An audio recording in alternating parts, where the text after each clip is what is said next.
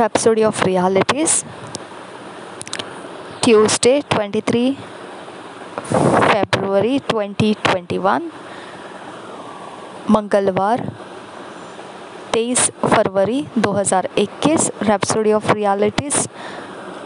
आज pastor Chris ओयाखिलोमे द्वारा जो वचन हमको सीखने को मिला है वो 2 कोरिन्थियंस 5 चैप्टर 15 के आधार से मिला है। दूसरा कोरिन्थियों की पत्री 5 अध्याय 15 इस वचन के आधार से लिया है। आज का विषय है लिविंग फॉर हिज ग्लोरी, जीना उसके महिमा के लिए। जीना उसके महिमा के लिए, living for his glory. In this last days there is only one thing that matters, living for the Lord, living for his glory, living a life of purpose। इन आखिरी दिनों में अगर एक ही बात है खास तौर पर जो मायने रखती है, वह एक बात यह है कि जीना प्रभु के लिए और जीना उसके महिमा के लिए और जीना जीवन को उसके उद्देश्य के लिए, उसके मकसद के लिए। Jesus showed us the example to follow in this regard। प्रभु यीशु मसीह ने हमको उदाहरण दिखाया इस विषय में किस प्रकार से हमको चलना है। In John 17 chapter 4th verse he said, I have glorified thee on the earth, I have finished the work which thou gavest me to do। यूहन्ना के सुसमाचार 17 अध्याय के 4 वचन में उसने ऐसा कहा है। हम वचन हिंदी में पढ़ेंगे।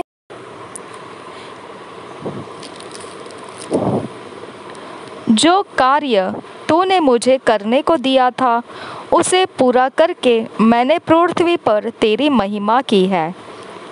जो कार्य तूने मुझे करने को दिया था उसे पूरा करके मैंने पृथ्वी पर तेरी महिमा की है।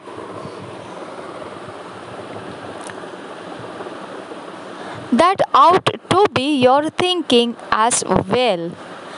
Glorifying the Father should be your passion and purpose for living। और वही जो है आपको सोचने के लिए मजबूर करना चाहिए बिल्कुल सही तरह से। पिता की महिमा करना आपके जीवन के जीने का धुन होना चाहिए और जीवन के जीने का मकसद होना चाहिए। How do you glorify the Father? कैसे आप पिता की महिमा करते हो?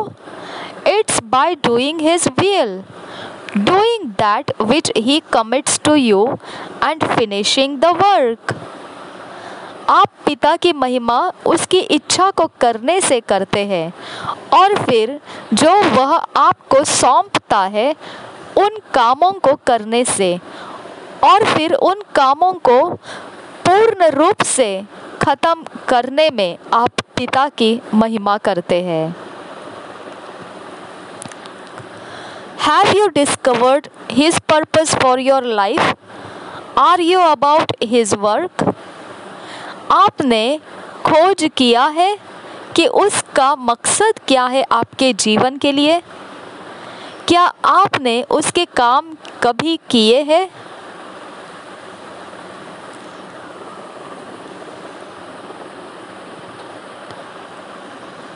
The purpose of the Father is the salvation of the whole world। पिता का मकसद जो है वह संपूर्ण जगत का उद्धार होना है। That's the reason he sent Jesus। यही वो कारण रहा यीशु मसीह को उसने भेजा।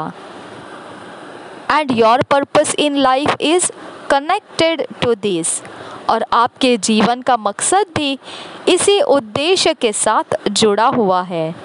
No matter what you do in life, if you are not reaching the lost and winning souls, you are living an empty life। कोई परवाह नहीं आप क्या कर रहे हो अपने जीवन के अंदर। अगर आप खोए हुए आत्माओं को जीतने के लिए आप पहुंच नहीं रहे हैं, तो फिर आपका जीवन आप खालीपन में बिता रहे हैं। The Bible says God is unwilling that any should perish, but that all men should come to repentance. पवित्र बाइबल बताता है कि परमेश्वर की इच्छा नहीं है कि कोई भी नाश हो जाए, परंतु वह चाहता है हर एक मनुष्य पश्चाताप के साथ आए। 2 पीटर 3 चैप्टर 9th वर्स। और ये बात हमको दूसरे पत्रस 3 अध्याय के 9 वचन में पढ़ने को मिलता है। दूसरा पत्रस 3 अध्याय का 9 वचन। प्रभु अपनी प्रतिज्ञा के विषय में देर नहीं करता, जैसी देर कुछ लोग समझते हैं, पर तुम्हारे विषय में धीरज धरता है और नहीं चाहता कि कोई नष्ट हो, वरन यह कि सबको मन फिराव का अवसर मिले। और एक बार पढ़ेंगे दूसरा पत्रस 3 अध्याय 9 वचन। प्रभु अपनी प्रतिज्ञा के विषय में देर नहीं करता, जैसी देर कुछ लोग समझते हैं, पर तुम्हारे विषय में धीरज धरता है और नहीं चाहता कि कोई नष्ट हो, वरन यह कि सबको मन फिराव का अवसर मिले। You bring him glory in making this happen. आप उसको महिमा की लेकर आते हैं जब आप यह काम होने देते हैं। He seeks to beautify the lives of those around you and lead them into righteousness through you. That's living a purposeful life. वह यह ढूंढ रहा है कि वह लोगों के जीवनों को, जो आपके इर्द गिर्द में लोग हैं, उनके जीवन को वह सुंदरता में बदल दे और उनको धार्मिकता की तरफ वह चलाता हुआ लेकर आए आपके द्वारा। यही उद्देश्य भरा जीवन है जीने के लिए। It does not matter how fruitful or effective you might have been in other areas, you must seek to excel in soul winning, in taking the gospel to the lost, hopeless, hurting, and downtrodden, not just in your world, but also in the regions beyond. इस बात की परवाह नहीं कि आप कितने फलदायी हो या कितने प्रभावकारी रह चुके हो, अपने किसी भी जीवन के क्षेत्रों में, भागों में आपको हमेशा ही ढूंढते रहना है आत्माओं को बचाने के बढ़ते हुए रास्तों को, और आपने सुसमाचार को लेकर जाना है खोए हुए, आशाहीन, ठुकराए हुए और जो जख्मी पड़े हुए हैं, उन तक आपने सुसमाचार को लेकर जाना है।